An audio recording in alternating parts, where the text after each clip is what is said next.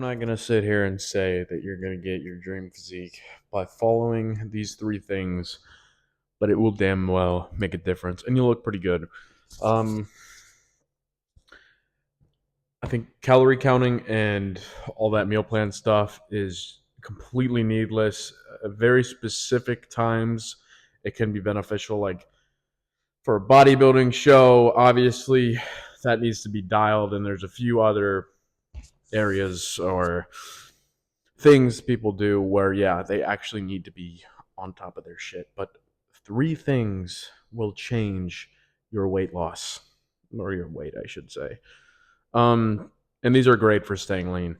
Not only that, it completely enhances your mind. It's crazy. Um, Number one, intermittent fasting.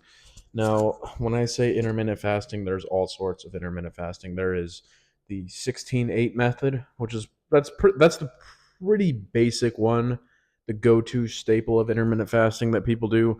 And 16-8 means you fast 16 hours of the day and you eat 8 hours of the day. So usually that would be, noon to 8 or 10 to 6, whatever. 16-8 method.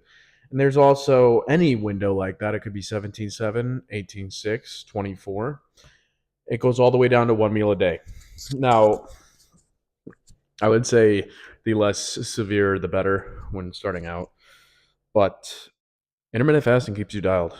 It keeps your brain sharp throughout the day, especially the longer you fast within the day. Keeps you sharp. And it actually reduces your appetite. Now, it may sound counterintuitive to say something like that, but it reduces your appetite.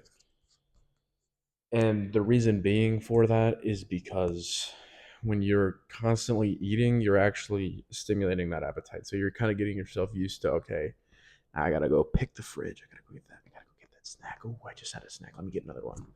But when you cut the window down, you're getting used to not eating. So you're actually training yourself not to snack.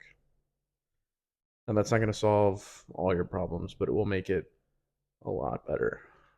Um, and the final thing about intermittent fasting is that fasting window, like I said, will go 16 hours, for example. If you're fasting 16 hours a day, after 12 hours, you go into fat burning mode and you stay there until you eat again. So you get a few hours of that extra fat burning. So if you have a 16-hour eating window, fasting window, and you're eating 2,500 calories a day versus all all day eating 2,500 calories, you're actually going to be a little bit lighter and leaner doing the same amount of calories in a restricted window for that reason. Now, I actually did one meal a day for a month when I was injured, and I was eating 5,000 calories per meal. I will put a picture of a typical day uh, spreadsheet of what I ate.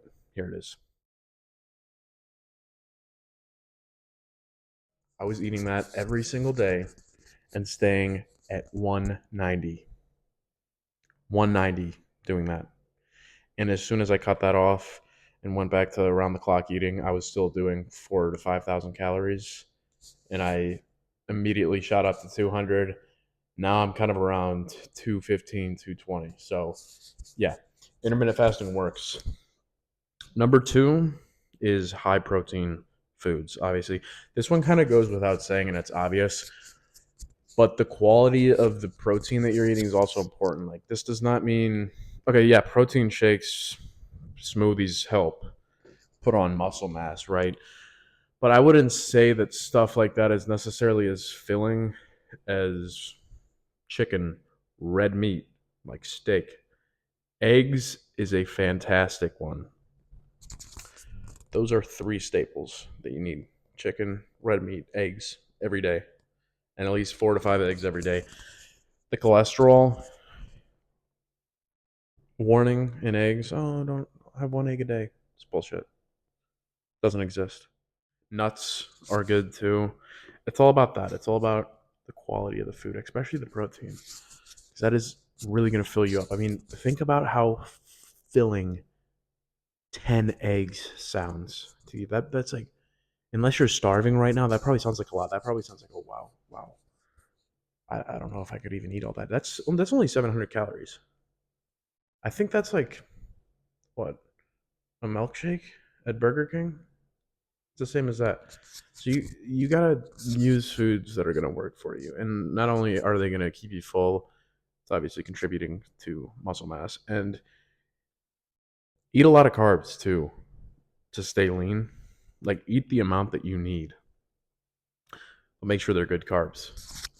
Potatoes, quinoa, fruits, veggies, that kind of stuff. It's just about quality of food. And then finally, last one, stay hydrated. And when I say stay hydrated, I don't mean drink to your thirst levels, because thirst is actually not the number one indicator of hydration. Hydration is the word I was looking for.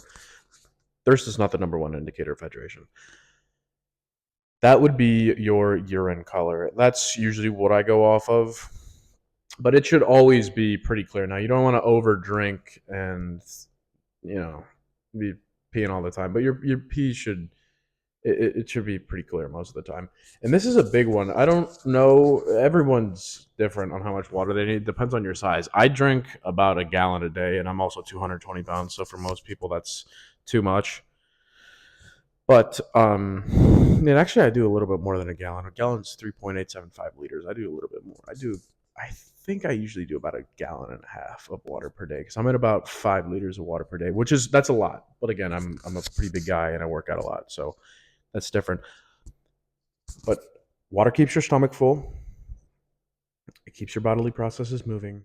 That means your digestive system have an easier time getting rid of stuff, and you can kind of go about your day.